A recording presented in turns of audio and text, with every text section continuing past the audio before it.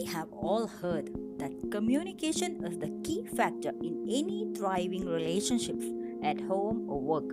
But I would rather say that it's high time we practiced effective communication. We will be discussing what exactly is meant by effective communication and how you can implement it. Watch the video till the end because I'll be sharing two most important communication exercises you can practice to improve your personal relationships quickly and effectively. I'm Dr. Jisna Amna Shahir and you are watching my channel, Gender Mom Talks. If you consider your relationship to be a vehicle, communication is the fuel to run it. No matter how much you wash or polish your vehicle, it will not move forward without the fuel. Just like that, communication improves relationships. If your communication crumbles, your relationship crumbles. Now, what exactly is effective communication? Effective communication is about more than just exchanging words or information. It's about understanding emotions and intentions behind the information. I know it sounds a bit complicated. For many of us, communicating more clearly and effectively requires learning some important skills. Whether you are trying to improve communication with your spouse, parents, boss, or co workers, learning these skills can deepen your connection with others, build greater trust and respect, improve teamwork, problem solving, and most importantly, your overall social and emotional well being. Let's discuss the most important skill of effective communication and the tips to practice them in your day to day life. And the skill I'm talking about is how to become an active listener. While communicating, we often focus on what we should say. However, effective communication is less about talking and more about listening. Active listening means not just understanding the words, but also understanding the emotions the speaker is trying to convey. There is a big difference between active listening and simply hearing. You may be busy, tired, or just not in the mood to listen. But if you care for your relationship, you will have to actively listen. The speaker may be agitated, stressed, or frustrated, but when you actively listen, you can help calm them by listening in an attentive way and making the person feel understood. Now, let's see how you can practice this. Here are some tips to become an engaged listener. Tip number 1: focus fully on the speaker.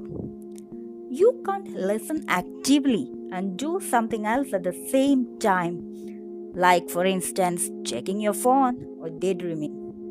You need to stay focused at the moment to moment experience in order to pick up important nonverbal cues or notice the changes in intonations of speech. Tip number 2: avoid interruption or redirecting. Saying something like, "If you think this is bad, let me tell you what happened to me." This is not the right attitude. Listening is not the same as waiting for your turn to talk. You can't concentrate on what someone is saying if you are forming what you are going to say next. The speaker can easily identify that you are disconnected somehow.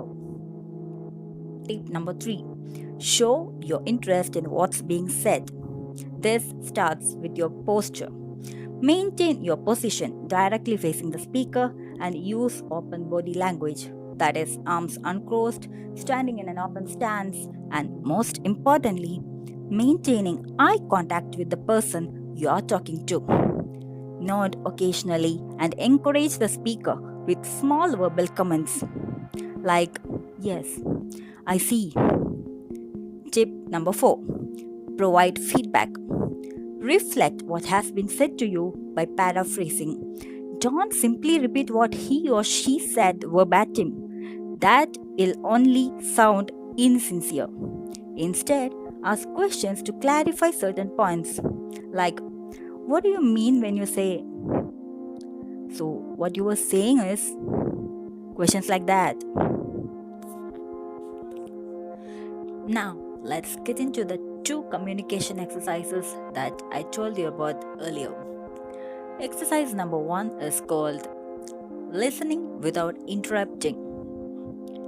This exercise is really effective for couples. Sit for 10 minutes together as a couple.